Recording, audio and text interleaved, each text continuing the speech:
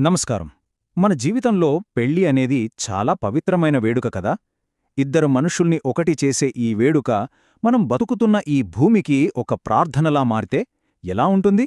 ఈ రోజుల్లో పెళ్లిళ్లంటే టన్నుల కొద్దీ చెత్త, అనవసరమైన ఆడంబరాలుగా మారిపోయాయి. కాని వీటికి భిన్నంగా మన పూర్వీకుల జ్ఞానాన్ని స్ఫూర్తిగా తీసుకుని ప్రకృతిని గౌరవిస్తూ జరుపుకున్న ఒక అద్భుతమైన పర్యావరణ కళ్యాణం గురించి ఇప్పుడు తెలుసుకుందాం. మనలో చాలామందికి ఈ శ్లోకం తెలిసే ఉంటుంది. పొద్దున్నే లేవగానే భూమ్మీద కాలు పెట్టడానికి ముందే భూమాతను క్షమించమని అడుగుతాం. చూశారా, మనం చేసే ఈ యొక్క చిన్న ప్రార్థనలో ప్రకృతి పట్ల మనకు ఉండాల్సిన గౌరవం ఎంత అద్భుతంగా దాగుందో. ఇదే భావన మనం ఇప్పుడు తెలుసుకోబోయే కథకు పునాది. కానీ ఒక్కసారి ఆలోచించండి, ఇప్పుడు మనం చేసుకునే వేడుకలు ఎలా ఉంటున్నాయి? ఒకవైపు టన్నుల కొద్దీ చెత్త, ప్లాస్టిక్, అనవసరమైన ఆడంబరం. మరోవైపు మన సనాతన ధర్మం చెప్పిన గౌరవం, సామరస్యం, ఇంకా సరళత.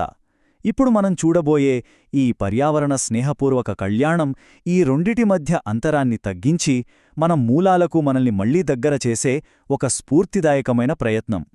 సరే, ఇంత పెద్ద మార్పును వాళ్ళు ఎలా సాధించారు? అదంతా ఒకే ఒక్క శక్తివంతమైన ఆలోచనతో మొదలైంది. అదే సంకల్పం. మరింతకీ ఏమిటా సంకల్పం? సంకల్పం అంటే ఏదో ఒక టార్గెట్ పెట్టుకోవడం కాదు. అది మనసులో, హృదయంలో బలంగా అనుకునే ఒక పవిత్రమైన మాట, ఒక ప్రతిజ్ఞ అన్నమాట. వాళ్ల సంకల్పం చాలా సింపుల్, కాని చాలా పవర్ఫుల్. ప్రకృతికి ఎలాంటి హాని చేయకుండా ఈ దైవ కళ్యాణాన్ని జరపాలి, అంతే.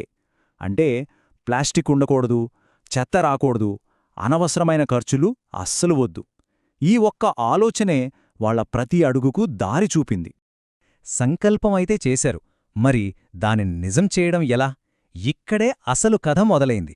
వాళ్ల ప్రయాణం షాపింగ్తో కాదు, అందరి భాగస్వామ్యంతో మొదలైంది. అదెలాగో చూద్దాం. ఇక్కడే చాలా ఆసక్తికరమైన విషయమేంటంటే వాళ్లు చేసిన పనులు. కొత్తగా కళ్యాణ మండపం కట్టలేదు. అక్కడే పాడుపడి ఉన్న ఒక పాత స్థలాన్ని తీసుకుని అందరూ కలిసి శుభ్రం చేసి దానికి కొత్త జీవం పోశారు. అక్షింతలు కావాలంటే షాపుకెళ్లి ప్యాకెట్లు కొనలేదు. ఊళ్ళో వాళ్లందరూ ఒకచోట చేరి రామనామం జపిస్తూ స్వయంగా వడ్లు దంచి భక్తితో అక్షింతలు తయారుచేసుకున్నారు. ఇక ఫ్లెక్సీలు, బ్యానర్ల సంగతైతే మర్చిపోండి. దానికి బదులుగా గోడలకి అందంగా రంగులు వేశారు.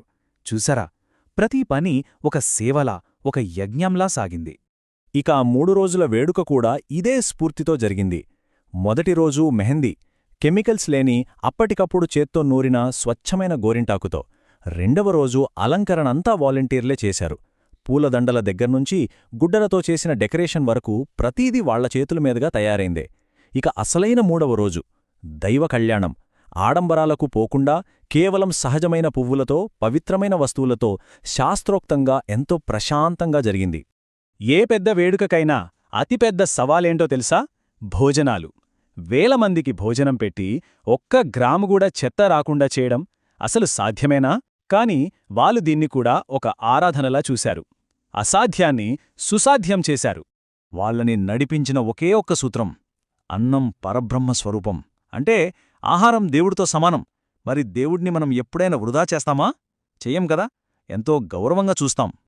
వాళ్ళ జీరో వేస్ట్ సిస్టమ్ ఎంత అద్భుతంగా ఉందో చూడండి. వాలంటీర్లు స్వయంగా వండిన సాత్విక భోజనం.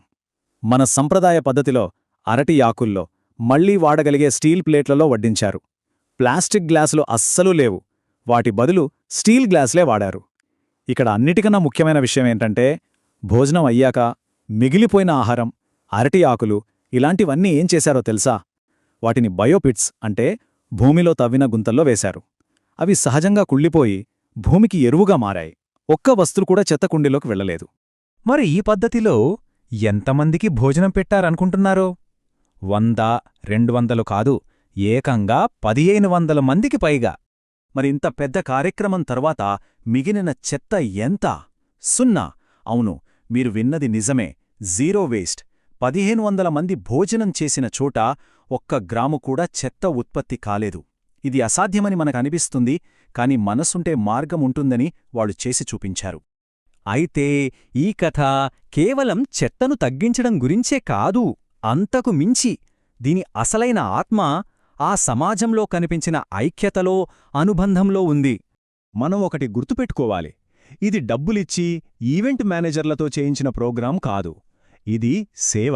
అంటే భక్తితో సమాజం సమర్పించుకున్న ఒక అర్పణ. పిల్లలు, పెద్దలు అనే తేడా లేకుండా ప్రతి ఒక్కరూ ముందుకొచ్చి సాయం చేశారు. ఫోన్లల్లో మునిగిపోకుండా, ఒకరితో ఒకరు మాట్లాడుకుంటూ, కలిసి పనిచేస్తూ మనుషుల మధ్య దూరం తగ్గి బంధాలు బలపడ్డాయి. ఈ మొత్తం భావనను ఆ వేడుకకు వచ్చిన ఒక హిమాలయ యోగి తన మాటల్లో అద్భుతంగా చెప్పారు. ఆయన ఏమన్నారంటే, మీరు ప్రకృతిని కాపాడుతున్నామని అనుకుంటున్నారు, కాని ఎప్పుడైతే మీరు ప్రకృతితో కలిసి జీవిస్తారో అప్పుడు మీరే ప్రకృతి అని తెలుసుకుంటారు. ఎంత గొప్ప మాట కదా! అంటే మనం వేరు ప్రకృతి వేరు అనే భ్రమనుంచి బయటపడి మనం కూడా ప్రకృతిలో ఒక భాగమే అనే సత్యాన్ని తెలుసుకోవాలి. ఇదంతా వినడానికి చాలా బాగుంది, కానీ ఇది నిజంగా సాధ్యమేనా? ఇలాంటివి చెయ్యాలంటే చాలా ఖర్చవుతుందేమో అనే అనుమానం మనలో చాలామందికి రావచ్చు. ఇప్పుడు ఆ అపోహను కూడా తొలగిద్దాం. ఈ పోలిక చూడండి. ఒకవైపు ఆడంబరమైన పెళ్లి, లక్షల్లో ఖర్చు, మొత్తం పని ఈవెంట్ మేనేజర్లకు అప్పగింత, చివరికి మిగిలేది టన్నుల కొద్ది చెత్త. మరోవైపు ఈ పర్యావరణ కళ్యాణం, ఖర్చు చాలా చాలా తక్కువ. ప్రతి ఒక్కరూ ఇది మా పెళ్లి అనుకుని పనిచేశారు. చివరికి మిగిలింది చెత్త కాదు, ఒక గొప్ప అర్థవంతమైన అనుభూతి. దీన్ని బట్టి మనకేమర్థమవుతుంది? పర్యావరణాన్ని కాపాడడమనేది ఖరీదైన వ్యవహారం కాదు. అది మన వేడుకలను మరింత విలువైనవిగా, మనసుకు సంతృప్తినిచ్చేవిగా మార్చే ఒక అద్భుతమైన మార్గం. ఇక ఆధ్యాత్మికంగా చూసినా ఈ పద్ధతికి, ఆ కళ్యాణానికి ఎంత మంచి సంబంధముందో చూడండి. సీతాదేవి ఎక్కడినుంచి పుట్టింది? భూమి నుంచి. ఆమె భూపుత్రి. అలాంటప్పుడు భూమికి హాని చెయ్యకుండా ఒక కళ్యాణం జరపడం అంటే అది మనం సీతమ్మ తల్లికి ఇచ్చే నిజమైన నివాళి. ఇది మనల్ని బతికిస్తున్న ఈ నేలను, నీటిని, గాలిని కాపాడుకుంటామని మనం చేసే ఒక పవిత్రమైన వాగ్దానం లాంటిది. ఈ మొత్తం కథ మనకు ఏం చూపిస్తోంది? మనం వెతుకుతున్న సమాధానాలన్నీ మన సంప్రదాయంలోనే ఉన్నాయి. మన అసలైన బలం మన ఐక్యతలోనే ఉంది. ధర్మబద్ధమైన జీవితమే మనకు సరైన దారి చూపుతుంది.